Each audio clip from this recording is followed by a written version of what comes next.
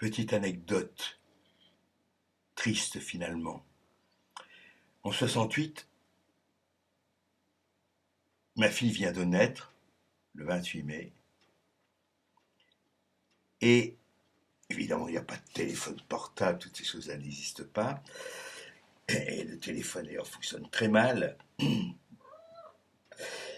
Et je me rends à la recette principale postale de Beauvais pour que les grévistes de la poste, des postiers en grève, puissent transmettre à mon père, qui lui-même est postier, mais dans l'Aude, euh, la nouvelle de la naissance de sa petite fille, sa première petite fille. Et que me répondent les gens du piquet de grève, CGT je crois? Camarades, si ça avait été un décès, je dis pas on aurait fait passer.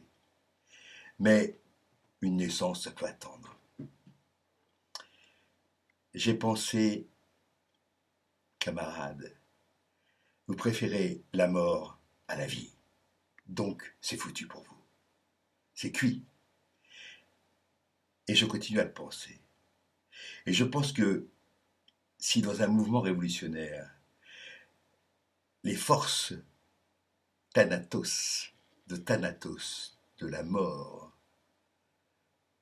l'emportent sur les pulsions de vie, les pulsions libidinales, les pulsions d'amour universelles, eh bien c'est relativement foutu.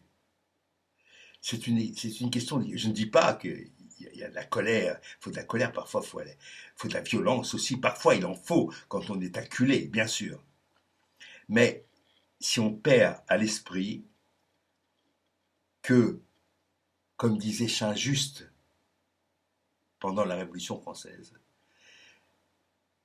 l'important, c'est le bonheur. Il disait, le bonheur est une chose neuve en Europe. Eh bien, si on perd ça de vue, si on ne perd pas, si on perd de vue que on fait la révolution, on lutte pour quelque chose de mieux, de meilleur, d'agréable, de bon, d'équilibré, de juste, d'humain, eh bien, on est à côté de la plaque et on se trompe. Les révolutions qui ont mis en avant la suspicion, la violence, le fait de condamner, d'envoyer dans des camps, voilà, ils sont plantés. Ça a duré quoi? Rien. Donc, il est très important que les pulsions de vie soient présentes dans notre révolution, que la poésie soit présente et que le respect de la vie y soit présent. Sinon, c'est pas la peine. Hasta la victoria!